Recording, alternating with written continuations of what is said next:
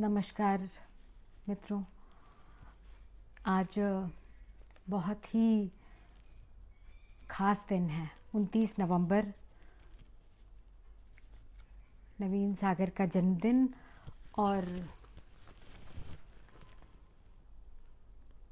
हिंदी के एक दूसरे बहुत बड़े व्यक्तित्व, एक बहुत बड़े सर्जक का विदा दिवस, अशोक सक्सेरिया।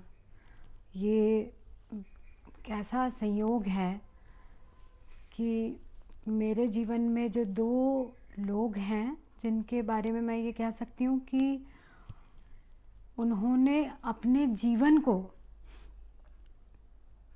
चाहे वे नवीन सागर हों चाहे अशोक सक्सेरिया हों, इन दोनों ने अपने जीवन का ऐसा परिष्कार किया, अपने जीवन को एक तरह से कला की ऊंचाई दी, अपने मूल्यों के लिए कैसे जिया जाता है और कैसे लगातार अपने को मिटाते हुए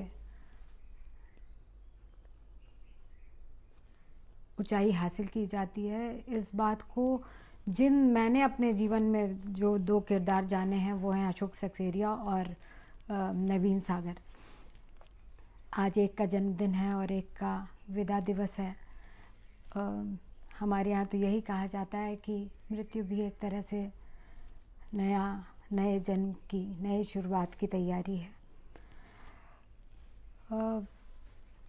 ये दोनों ही किरदार, नवीन सागर और अशोक सक्सेरिया, इन्हें मैं याद करती हूँ तो एक और बात इनमें कॉमन है, वो ये है कि ये स्वयं ऐसे किरदार हैं कि जिन पर एक अद्भुत उपन्यास यदि कोई लिखे तो नवीन सागर पे और अशोक सक्सेरिया पे यदि कोई किसी की ऐसी प्रतिभा हो तो अगर कोई इन पर कहानी या उपन्यास लिखे तो वो डॉन क्विक्सोट से कम क्या होगा। जो भी नवीन सागर को जानते रहे हैं, पिछले दिनों जनसुलभ पर हमने नवीन सागर जी पर बहुत सारे संस्मरण सुने, और चाहे जब उनकी बहनें बोल रही थी, भाई बोल रहे थे, भतीजे बोल रहे थे, बच्चे बोल रहे थे, या उनके मित्र बोल रहे थे, तो जो उनका व्यक्तित्व हमारे आगे, हमारे सामने खुला है, उससे पता चलता है कि वो कैसे, वो खुद एक किरदार थे, वो एक जीते जागते किरदार थे। यदि मुझ में ऐसी शक्ति होती तो मैं उनके किरदार, मैं आपको उनकी कथा कह पाती तो आपको इतना आनंद आता कि मैं क्या बताऊं। लेकिन ऐसी मुझ में ऐसी प्रतिभा नहीं है। और तो मैं सोचती हूँ कि क्योंकि बहुत अच्छे संस्मरण सुनाए जा चुके हैं, इसलिए मैं समझती हूँ कि मैं कोशिश करूँगी कि उनकी कहानियों पर कुछ बात करूँ। मैं क्योंकि नवीन सागर को जिसने भी थोड़ा भी जाना है वो जानता है कि वो कितने बड़े किस्सागो थे। इस बात को राम प्रकाश जी ने भी कहा और भी बहुत सारे लोगों ने कहा। यानी जो उनके नाम के आगे सागर लगा है, वो सचमुच एक तरह के कथा सरित सागर थे, जिसके बारे में भी बताते थे, जिस किरदार के बारे में बताएं वो अजर अमर हो जाए, वो कुछ ऐसा हो जाएगा। वो चाहे अपने ऑफिस के किसी कर्मचारी के बारे में, साथ के किसी कर्मचारी के बारे में बता रहे हों, अथवा अपने पिता के बारे में बता रहे हों, उसका फैलाव, उसका रचाव ऐसा हो जाता था कि सुनने वाले हम लोगों को लगता था ऐसा कैसे हो सकता है, ऐसा कैसे हो सकता है। वो उनमें कुव्वत थी।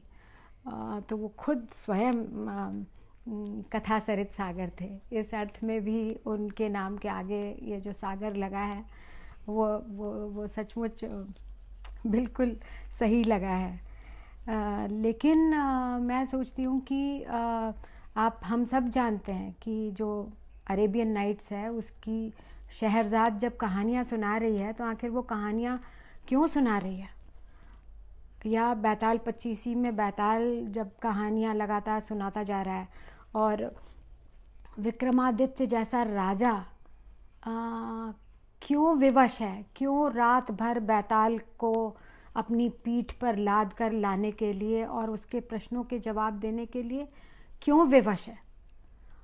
दरअसल शहरजाद इसलिए नहीं कहानी कह रही है कि वो किसी का मनोरंजन कर रही है, वो अपनी जान बचा रही है। जैसे ही उसकी कहानी ख़त्म होगी, जैसे ही राजा का मन उचटेगा, शहरजाद की मृत्यु हो जाएगी। इसी तरह से यदि विक्रमादित्य बैताल के प्रश्नों का जवाब नहीं देंगे, क्योंकि वे जानते हैं, जो जानता है वो चुप नहीं रह सकता, उसे बोलना ही होगा। एक कथाकार, एक साहित्यकार की जिम्मेदारी क्या होती है,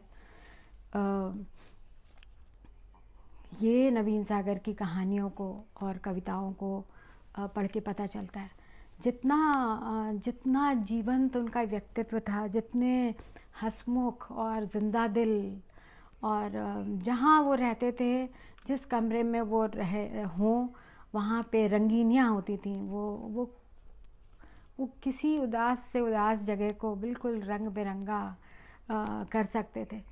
लेकिन जब हम उनकी कहानियों के पास जाते हैं, जब हम उनकी कविताओं के पास जाते हैं, तो पाते हैं कि वहाँ पे अंतहीन रात है, अतल कुएं हैं, जीवन का विशृंखलित टूटी बिखरी श्रृंखला है। आखिर क्या होता है? मुझे लगता है कि नवीन सागर जब कहानी लिखने बैठते हैं तो ऐसा नहीं कि वो ऐसी उदास कहानी लिखना चाहते हैं, लेकिन जब वो अपने किरदारों के पास जाते हैं, जब वो उनके जीवन में गहराई से झांकते हैं, तो पाते हैं कि जो दिख रहा है, जो ऊपर से दिख रहा है, जिस तरह से एक पेड़ हमें ऊपर से फूलों से लदा हुआ दिखता है, लेकिन जितना वो ऊपर दिखता है उतना ही ज़मीन के भीतर उसकी जड़ें पत्थरों से टकराती, अंधेरे में राह बनाती, कितनी मुश्किल से वो तत्व खींचती है, और भीतर जो चल रहा होता है वो एक बिल्कुल अलग किस्सा होता है। वो जो अदृश्य है, एक साहित्यकार जब अपने किरदारों के भीतर बैठता है, क्योंकि साहित्यकार का काम रिपोर्ट करना नहीं है, वो एक तरह से जो अखबार का जो सत्य है, जो अखबार में जो छपता सत्य है, या फिर यहाँ तक कि एक जो समाजशास्त्री है, या कि नृतत्व शास्त्री है, या कि इतिहासविद है, वो जिस तरह से अपने समाज को देखता है और उसके बारे में हमें बताता है, वो एक वस्तुपरक दृष्टि होती है। मतलब बहुत ऑब्जेक्टिवली वो देखते हैं और ऑब्जेक्टिवली एक बात बताते हैं। यानी कि एक समाजशास्त्री जब ये बताता है कि लगातार मशीनों से काम करते हुए हमारे साथ क्या होता है, किस तरह से वो हमारे भीतर एक किस्म का एलियनेशन पैदा करती है, एक किस्म की आत्मविस्मृति पैदा करती है। तो ये एक थ्योरेटिकल बात है, लेकिन जब एक लेखक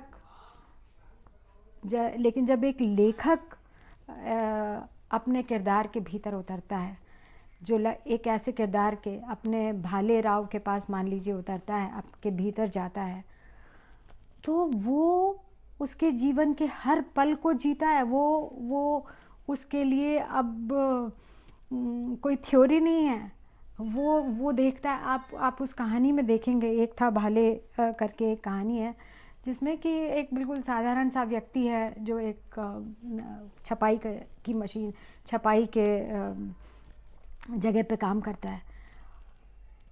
कहानी बाद में जिस तरह से जो उसका अंतिम पैराग्राफ है, उसमें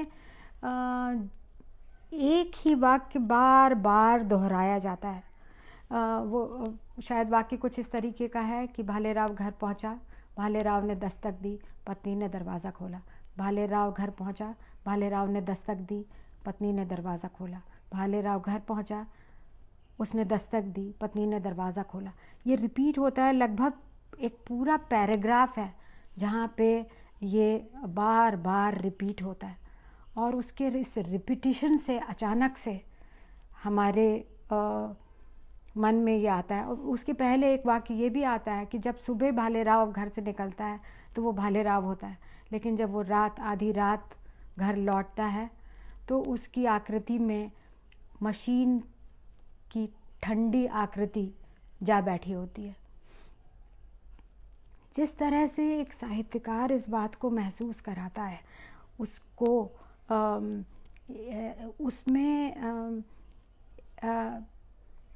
उसमें एक हाड़ मांस की जीवंतता जिस तरह से वो पैदा करता है, वो बहुत विलक्षण बात है। नवीन सागर की कहानियों को समझने के लिए मुझे लगता है कि अगर हम देखें कि उनका आखिर क्या है, उनकी कहानी का वस्तु जगत क्या है और उनके स्वयं के जीवन का जो स्पैन है वो क्या है, तो हम पाते हैं कि नवीन सागर उस पीढ़ी के कहानीकार हैं जो बिल्कुल स्वतंत्रता के बाद जन्मी। और स्वतंत्रता के ठीक बाद जन्मी इस पीढ़ी की बड़ी दिक्कत ये थी कि उसने इस स्वतंत्रता का, देश को स्वतंत्र कराने का और उसे नए सिरे से बनाने का स्वप्न उसने नहीं देखा था। लेकिन उस स्वप्न को देखने और उस स्वप्न को साकार करने, उस स्वप्न को देखने में क्या गफलतें हुई और उनको साकार करने में क्या गफलतें हुई, वो अलग से भी एक विषय है। लेकिन यदि मैं अभी अपने को नवीन सागर और उनकी कथाओं पर ही केंद्रित रखती हूँ, तो नवीन सागर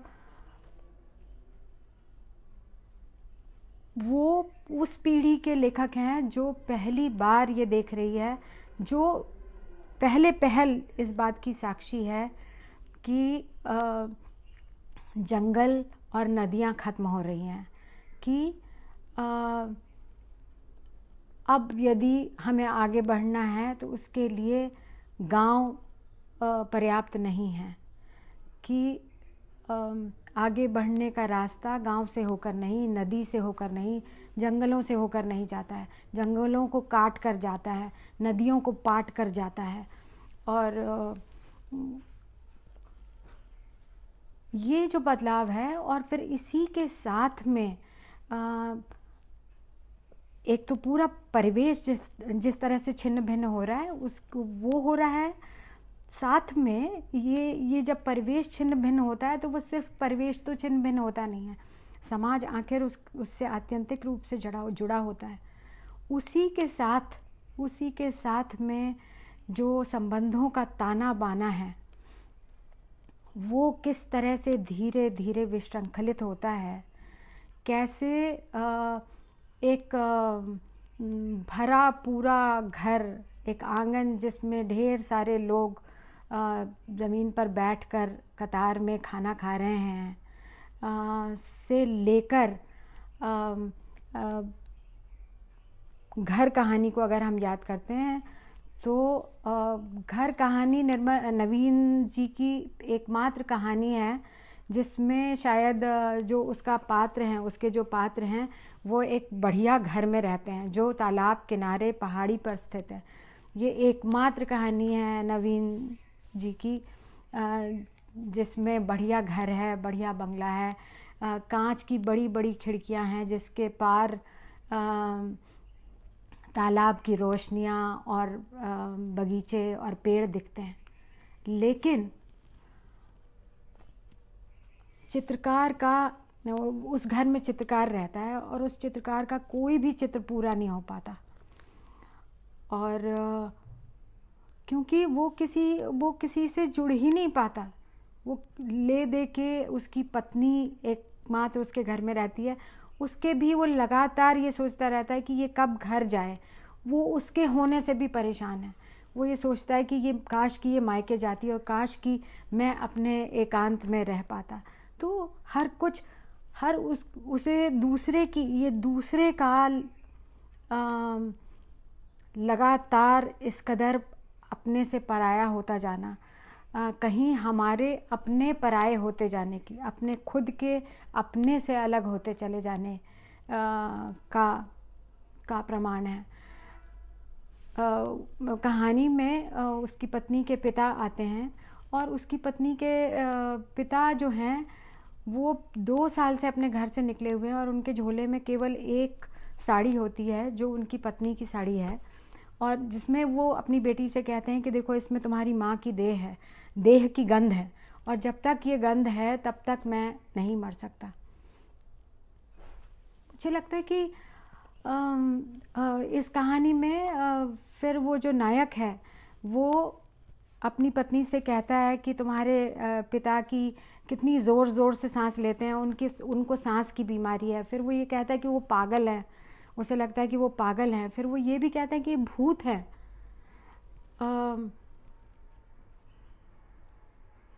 तो ये जो दूसरे से लगातार संवादहीनता में जाते चले जाना है।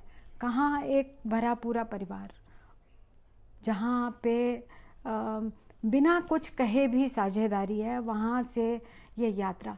इस कहानी के अंत में होता ये है कि पिता बाहर बेंच पर बैठे हैं, चले गए, उन्हें घर से हटा दिया जाता है। बेटी उनसे जाने को कहती है, आजिज़ आकर अपने पति के बार बार आरोपों से। और पति को ये नहीं पता है कि बाहर वो बहुत सुबह भोर का अंधेरा है और उसमें उसे कुछ खिड़की से बाहर दिखता जो दृश्य है उससे वो पहली बार अपना चित्र पूरा करता है। और वो चित्र पूरा जैसे ही करता है तो सुबह आके पत्नी कहती है कि ये तो, चित्र को देखकर कहती है कि ये तो मेरे पिता की पीठ है। और तो मुझे लगता है कि मतलब इस कहानी में जो ये बात अचानक से मुझे लगा कि जो बहुत सुंदर प्रकृति भी अगर है, मान लीजिए कि वो एक दृश्य की तरह अगर हमें लगातार दिखती है, एक सुंदर दृश्य भर है, तो वो एक कैलेंडर का पन्ना है। इसी तरह से यदि प्रेम कविता है वो प्रेम के यानी कि अंधेरे गलियारों से, उसके तहखानों से अगर नहीं गुजरी है, जिस तरह से शमशेर की कविता गुजरती है, टूटी हुई बिखरी हुई, अगर वो नहीं गुजरी है तो यहाँ तक कि एक वो सुंदर प्रेम कविता भी लगभग एक कैलेंडर की तरह से है, की तरह से होगी। उसमें कोई ताप नहीं होगा, उसमें कोई भाप नहीं होगी, भीतर की ऊर्जा नहीं होगी। तो नवीन सागर, मैं कह रही थी कि वो ये जो समाज का ये जो टूटना है, ये विशृंखल धीरे धीरे टूटना है, इसको दर्ज करने वाली मुझे लगता है कि जिस शिद्दत से नवीन सागर की कहानियाँ हमारे समाज में आए बदलाव, ये जो मूल्यों में जो लगातार बदलाव आया है, जो पारंपरिक समाज होता है जो कि हमारे देश का समाज था, उसके अपने बहुत ही अलग किस्म के मूल्य थे। और अचानक से हमने एक ऐसा रास्ता अपनाया जिसमें अचानक से हमें लगा कि वे मूल्य किसी काम के नहीं रह गए। तो एक अजीब से दुचित्तेपन से में, और हम बहुत तेज़ी से हमने उस दूसरे रास्ते को अपनाते हुए अपने तमाम जो पारंपरिक मूल्य थे उनकी गठरी को वो हमें किसी काम के ही नहीं लगते, उन पे सचमुच का हमें भ्रम खड़ा हो गया है। तो इसका इसका इतना ज़बरदस्त दस्तावेज है नवीन सागर की सारी कहानियाँ। मुझे लगता है उनकी कहानियों को अगर आप शुरू से देखते हैं, उसका एक ग्राफ है। उनकी जो शुरू की कहानियाँ 70 के दशक की कहानियाँ हैं, जिसमें उसका स्कूल है, लड़की है और शेपक है मेरे ख्याल में, और बहुत सारी कहानियाँ अंतहीन है।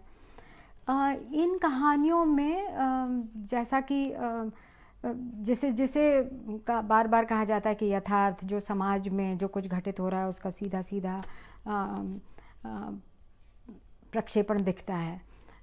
यानी कि जो असमानता है, जो घोर असमानता है, जो गरीबी और अमीरी, इसमें जो कथाकार है, जो लेखक है और जो इन कहानियों में जो मुख्य किरदार हैं, वे लगातार अपनी परिस्थिति के लिए, अपनी स्थिति के लिए परिस्थिति को दोष दे पाते हैं।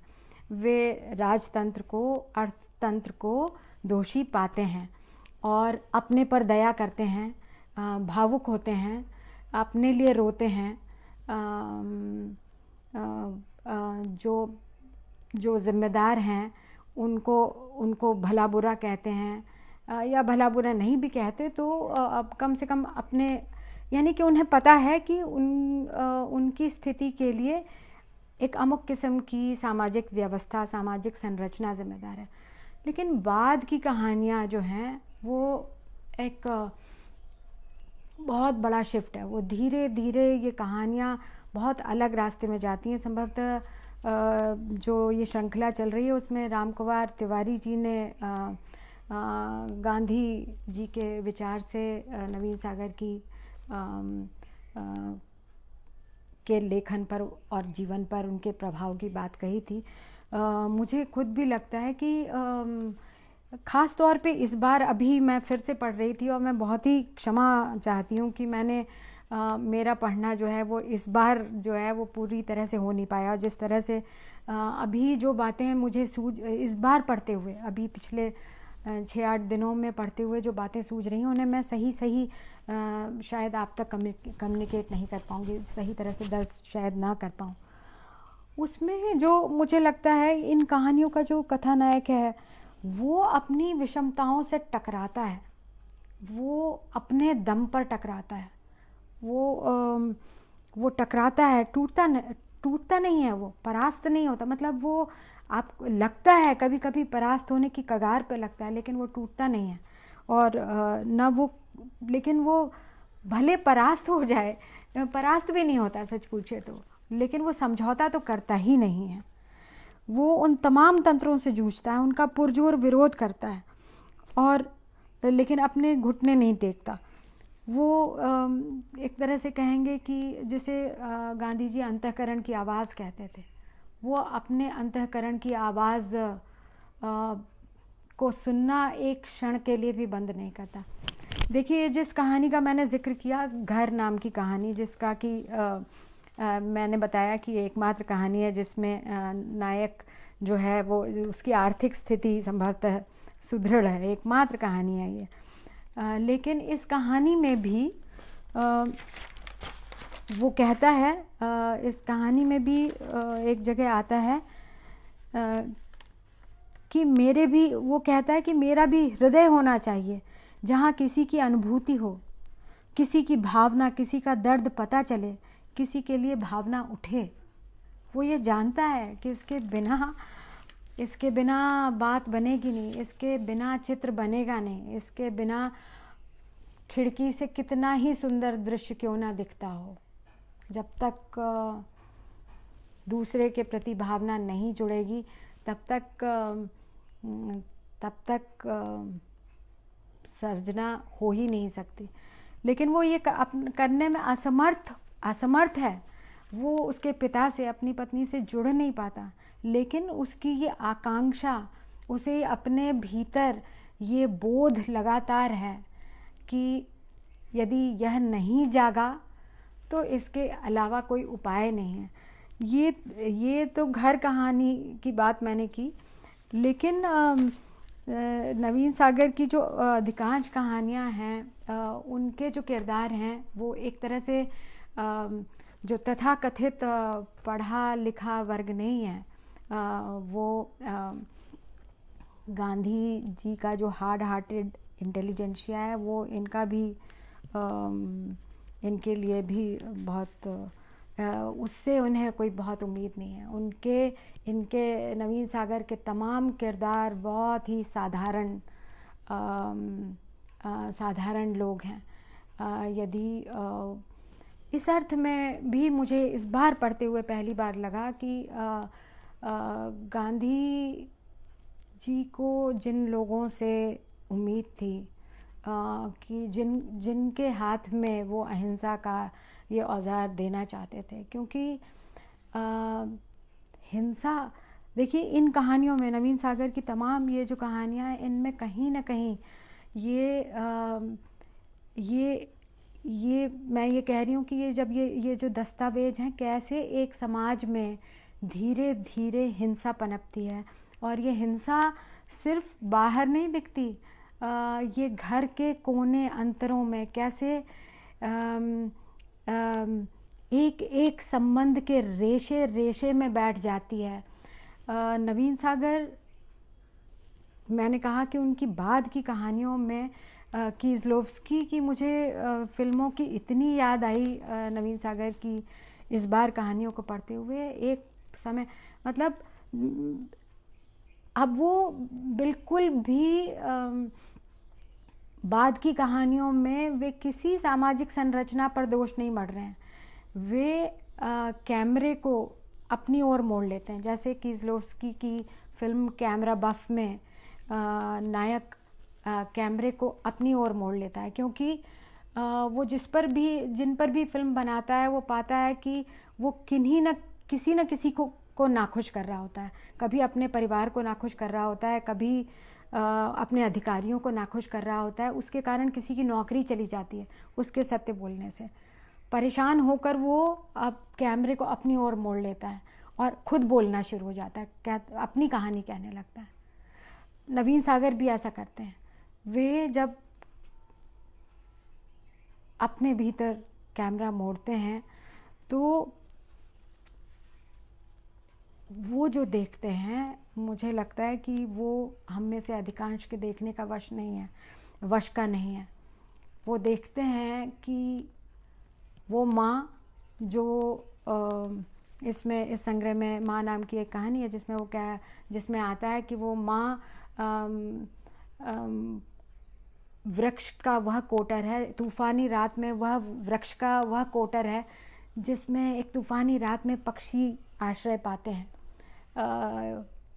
वो माँ वह कोना है जहाँ पे किसी भी भयानक टूटने के बाद लौटा जा सकता है। ये एक दूसरी कहानी में आता है। लेकिन जब वो कैमरा समाज की ओर या कहें अपनी ओर मोड़ते हैं तो वो पाते हैं कि कैसे वही माँ उसका सांस लेना, उसका घिसट कर एक कमरे से दूसरे कमरे जाना धीरे धीरे बोझ में बदलता जाता है, बोझ सा लगने लगता है। उसका यहाँ से वहाँ जाना भारी लगता है। ऐसा लगता है कि वो एक जगह बैठी रहे, वो चुपचाप बैठी रहे। ऐसा ये माने इतना, ये जो हमने अपने को जो बंद करना शुरू किया, तो हमारे बंद करने की, अपने को छोटा करने की ये जो स्थिति बनी, उसमें स्थिति यहाँ पहुँची। और मुझे लगता है कि इससे ज़्यादा यथार्थ कोई कहानी नहीं है, जिसमें जीवन के एक मोड़ पर हमें अपने ही माता पिता से शिकायतें हो जाती हैं। उनका कुछ भी करना, अपनी माँ का बोझ बन जाना। इससे जो लेखक और बोझ नाम की जो कहानी है, उसको लिखते हुए लेखक जिस त्रास से गुजरता है, उस त्रास से गुजरे बिना ऐसी कहानी लिखी नहीं जा सकती। और ये जो हिंसा, ये जो हमारे भीतर पनपती, धीरे धीरे बैठती हिंसा, जिसमें हम अपनी माँ के प्रति, और जब हम माँ के प्रति हिंसा कर रहे होते हैं तो हम अपने प्रति भी उतनी ही हिंसा कर रहे होते हैं। हम लगातार अपने भीतर कुछ को मार रहे होते हैं। तो ये जो कुव्वत है, अब इतना बेबाक होकर अपनी ओर देख पाना, अपने समाज के, मुझे लगता है, मैं हमेशा मुझे लगता रहा है कि हम हमारे लेखक, हम अपने जब हम रूसी लेखकों को पढ़ते हैं तो मुझे बार बार ये लगता है कि ये लेखक अपने बच्चों को, अपने बूढ़ों को, अपने बुज़ुर्गों को, अपनी औरतों को कितना प्रेम करते हैं।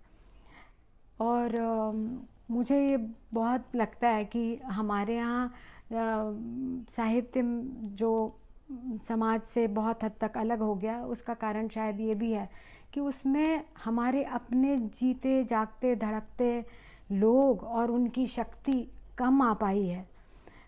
क्योंकि जो गांव से जो शहर की ओर जाना हुआ, उसने जीवन को बहुत एक तरह से एकाकी बनाता गया वो, और एकांगी बनाता गया, उसमें से सब कुछ छट गया। अब आप कहानी लिखे तो मतलब वो इतना एकहरा जीवन होता चला गया कि उसमें कुछ बचा ही नहीं।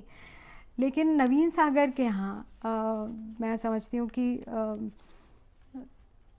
उनकी बात की कहानी अपने मतलब वो अपने भीतर बैठी हुई हिंसा को, गुप्त हिंसा को, अपने समाज में बैठे हुए हमारे समाज के खोखले, उसको जो घुन लग गया है, उसको इतनी बेबाकी से देख पाते हैं। जब मैं कह रही थी कि ये एक समाजशास्त्री का देखना नहीं है, ये एक इतिहासविद का देखना नहीं है, ये एक निखालिस साहित्यकार का देखना है, जो ये घुन लगे, समाज को लगे घुन को, जिसने हमें सब कुछ से अलग करके सिर्फ और सिर्फ अपने जीने के लिए पसरते हुए जो बाज़ार है, इतना किन्हीं कहानियों में और कविताओं में बाज़ार इस तरह से उपस्थित शायद ही होगा जितना नवीन सागर के यहाँ है।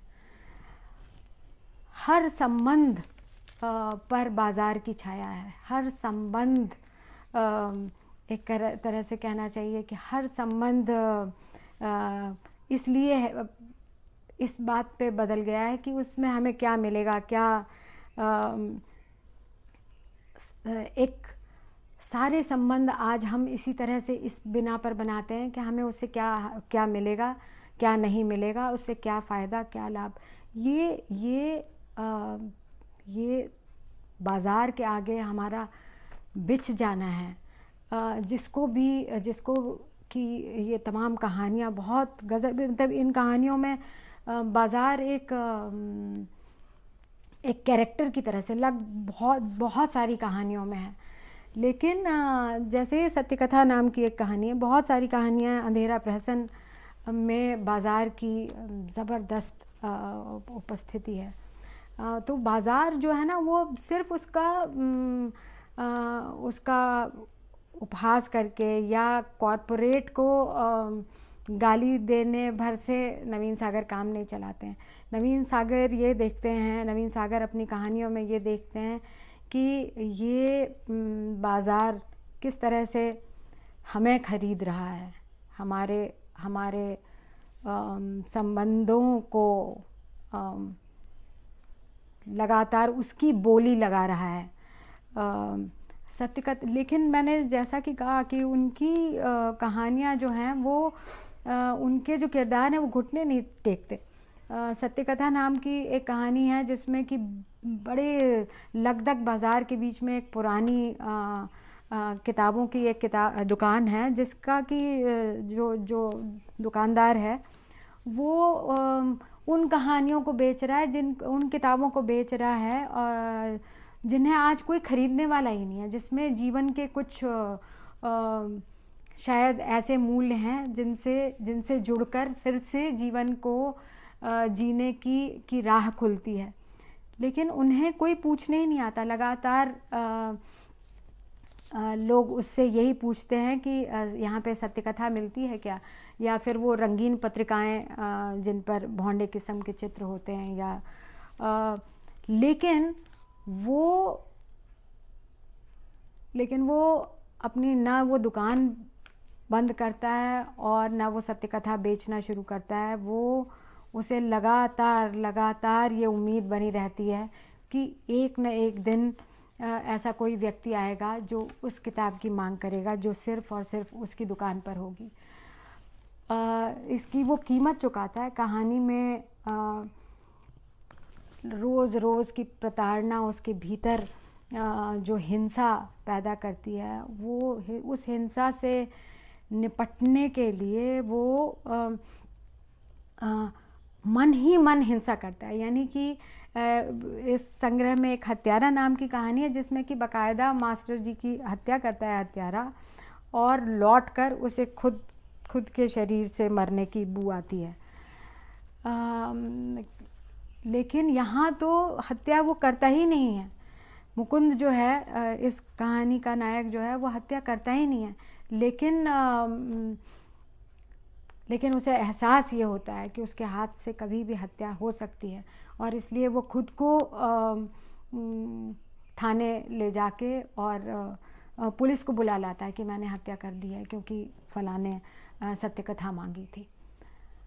ये जो हम मतलब आजकल तो इस सब की बहुत ही बात होती है, हैप्पीनेस इंडेक्स की, और आत्महत्या के कैसे किन देशों में आत्महत्या के केसेस लगातार बढ़ रहे हैं।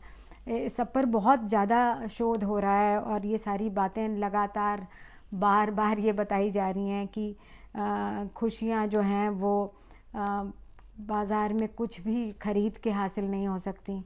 वो केवल संबंधों की गर्माहट से ही एकमात्र उसी से जीवित हो सकती हैं, उसी से लौट सकती हैं।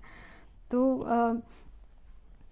ये सारे शोध तो अपनी तरह से होते हैं, लेकिन साहित्यकार नवीन सागर जो हैं, उनकी कहानियाँ, उनके किरदार भी इसी जद्दोजहद, अपनी ज़िद के साथ वो अपने मूल्यों और मानवीय गर्माहट को बचाने की जद्दोजहद में अनवरत डटे रहते हैं।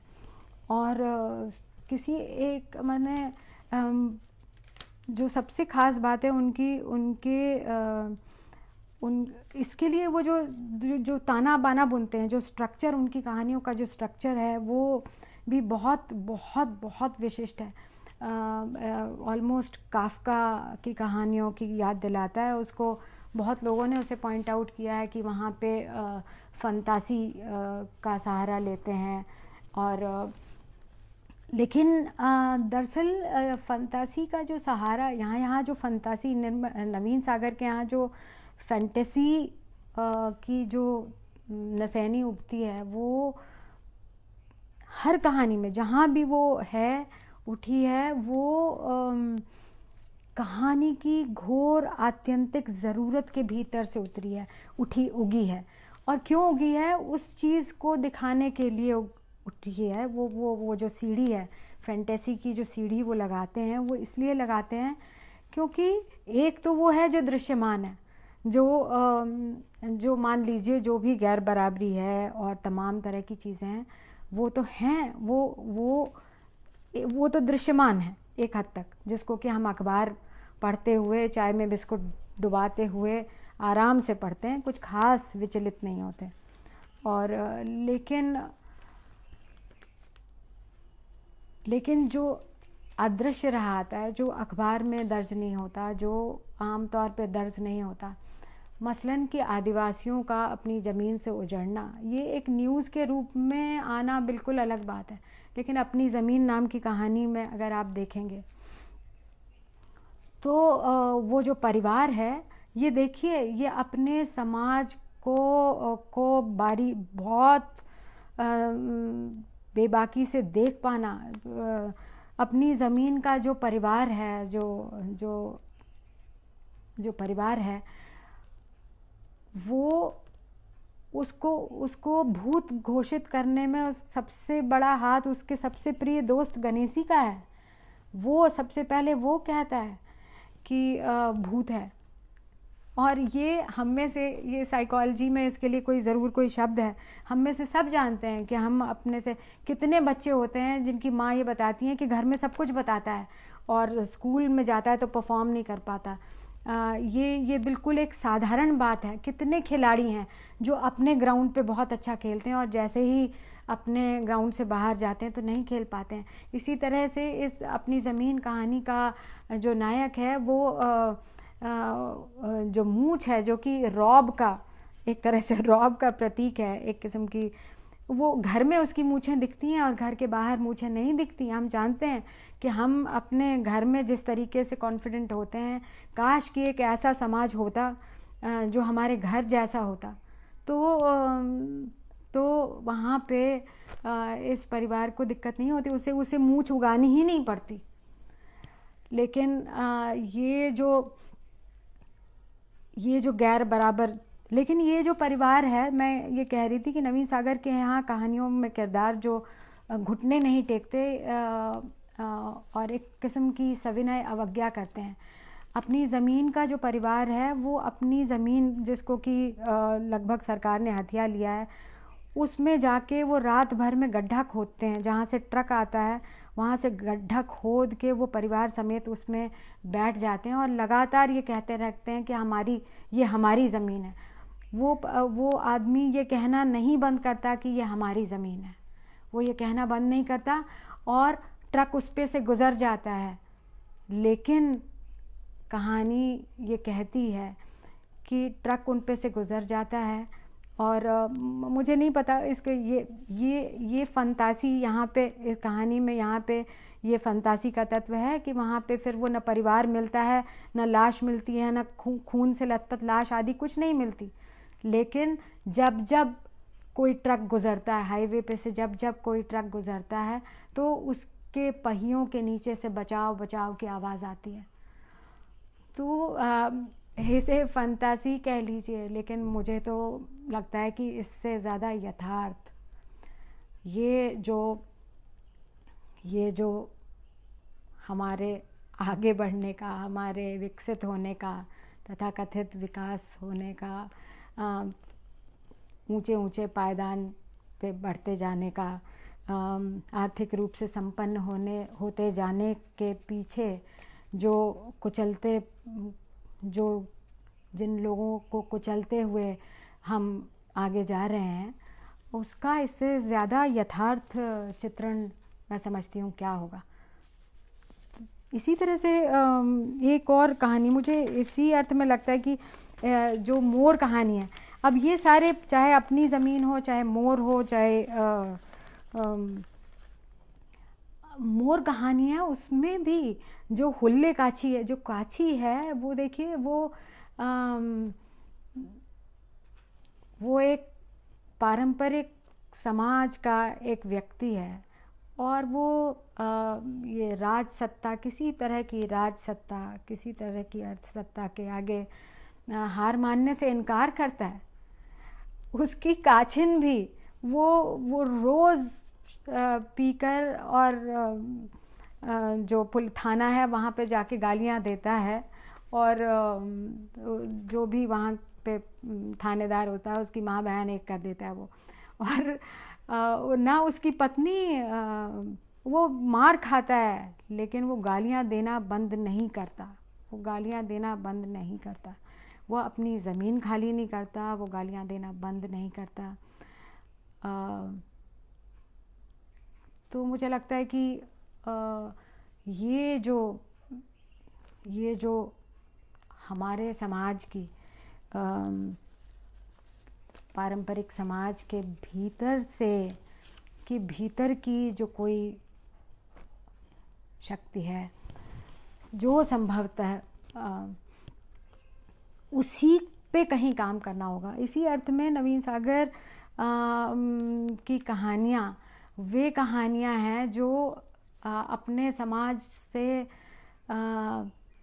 समाज को बहुत प्यार भी करती हैं और अपने समाज की सड़न गलन, उसमें उसको लग गए घुन को, उसको लग गए कीड़े को भी बहुत साफ साफ देखती है, बेबाकी से देखती है, उसकी बेहद बुराई करती है, लेकिन उसको ठीक करने का उपाय कहीं बाहर से नहीं ढूंढती। वो जानती है कि उसके भीतर से यदि जो शक्ति है वो कहीं हुल्ले काछी के भीतर से ही आ सकती है। वहीं से उसी का बच्चा मोर बनकर एक दिन प्रकट होगा, जब पूरा समाज हुल्ले काछी को भूल चुका होगा। तब उसका और काछिन का बेटा मोर बनकर शायद हमें बचा पाएगा।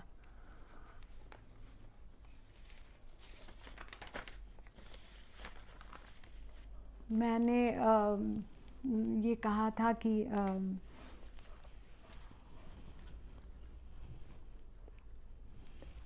नवीन सागर के बारे में मैंने ये कहा था कि आपने सबने वो लोक कथा सुनी होगी जिसमें कि ये होता है कि राजा बहुत बीमार है और उसको ठीक करने का एक ही उपाय बताते हैं वैद्य, कि उसे यदि किसी ऐसे व्यक्ति की कमीज़ पहना दी जाए जो सच में सुखी है। तो मुझे लगता है कि, और फिर अक्सर होता है कि उस पूरे समाज में जब लोग ढूंढने निकलते हैं, वैद्य के कहने पर एक सुखी व्यक्ति को ढूंढने निकलते हैं और वो पाते हैं, उसको एक आदमी मिल जाता है। पूरे दुनिया में ये कथाएं हैं। तो वो सुखी आदमी के पास कमीज़ ही नहीं होती, वो कमीज़ पहना ही नहीं है। तो मुझे लगता है कि नवीन सागर की कहानियों पर बात करने के लिए, नवीन सागर का जो व्यक्तित्व था उस पर बात करने के लिए मुझे उनकी कमीज़ या उनका पेन या उनकी टेबल मिल जाती तो शायद मैं उनके बारे में बता पाती। लेकिन ना नवीन सागर ना अशोक सक्सेरिया, इनके पास कभी कोई ख़ास लिखने की मेज़, इन्होंने कभी मेज़ वेज़ पर नहीं लिखा। कभी मेज़ बन भी गई तो उस पर उन्होंने कभी लिखा नहीं, ना उनके पास कोई अच्छा कलम, उनके पास कोई कलम रही। तो मैं पता नहीं अपनी बात कितनी कह पाई, लेकिन आज इस अद्भुत दिन मैं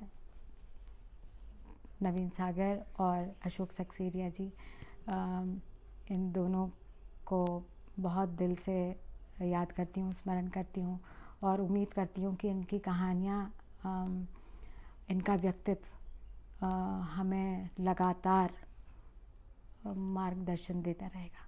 नमस्कार।